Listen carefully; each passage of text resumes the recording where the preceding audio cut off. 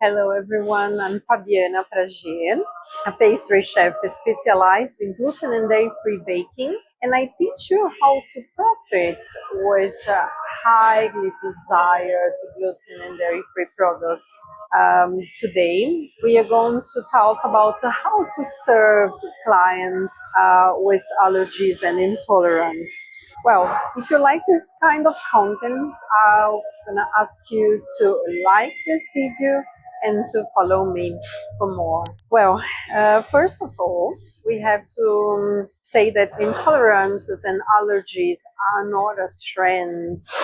It's real. What is the difference between an allergy and an intolerance? An intolerance is when occurs in the body a chemical reaction of eating certain foods or drink. It can be diarrhea, can be vomit, something like that. Nobody can die from intolerance, but it's normal try to avoid the food that causes it because it's very inconvenient and people can feel bloated and so.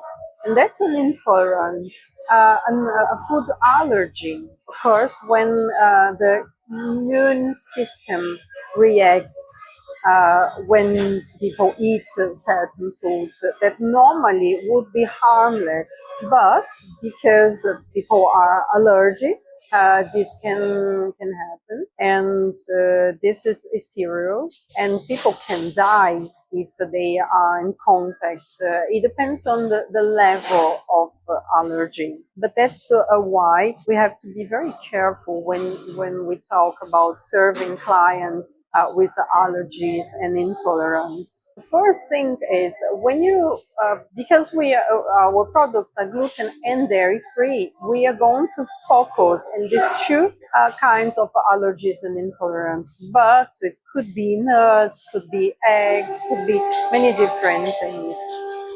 I worked in a place that where I learned that there are even outside the list from official allergens, there are more. So first thing, how can you tell that your kitchen, your products are gluten-free? Not your kitchen, but your products.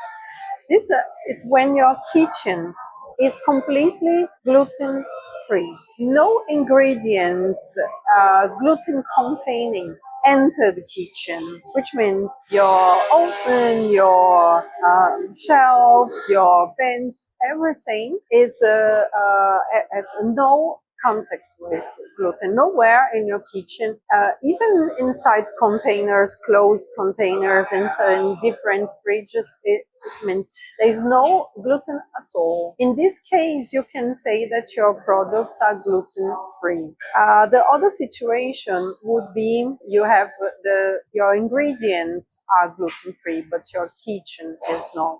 Can we still work with gluten-free products, allergen-free products, if our kitchen is not exclusive gluten-free, for example? Yes, we can, but we have to be very careful. We have to have everything very nice, separated. We have to clean our oven, even our sink. We have to clean the benches. We have to clean all the utensils, all the chopping boards. Everything we use to work has to be clean from gluten-containing things. And this is much more common than you can think, because restaurants and bars and many places that produce something gluten-free or dairy-free in their kitchens, they have to do the same. How can you work with products like that? You, just like all these restaurants, all these places have to do, you need to label your product saying it's gluten-free. Inside, so when you produce your cake, your dessert, your anything, the food, there's no ingredients, no gluten-containing ingredients in it, but it may contain trace of gluten. It may contain some of these results of the contamination, and your labels have to be warning about it, like it's gluten free but may contain trace of gluten, for example, or milk or nuts or whatever. Is ideal? No. But I can imagine many people are starting to produce gluten and dairy-free products in a kitchen where they produce other stuff, or they are starting production from home. And then in this case, we have to find a way, and that's the way to be honest with our clients. Then people buy things that are gluten-free but may contain.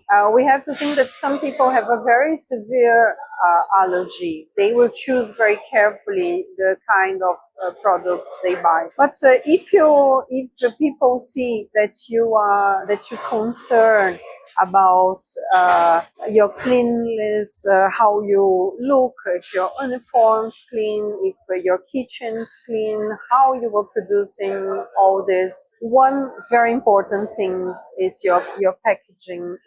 If everything is closed, how you present your products, this is very, very important, because if people see that you are concerning about their needs, if you're concerned about, if you're really putting an effort to make everything with the best ingredients, with the right ingredients, if you attend them showing all, like you label with ingredients you are using it, then in this case they will buy from you. Believe me, I started exactly like that. I started baking from home, baking bread, which is something very sensitive. My neighbors, my friends, they used to buy from me, and they knew I was doing this from home. I don't eat dairy products for a long time, but I used to have gluten containing things in my place. Nowadays I don't have any more, but was my home and people knew it, and they trusted because they knew I understand about how to clean, how to work in a kitchen. That's my background, and I was used to work in a kitchen before I started baking from home. And then if you show people you are looking after all the details, they will buy from you. It's not going to be a problem.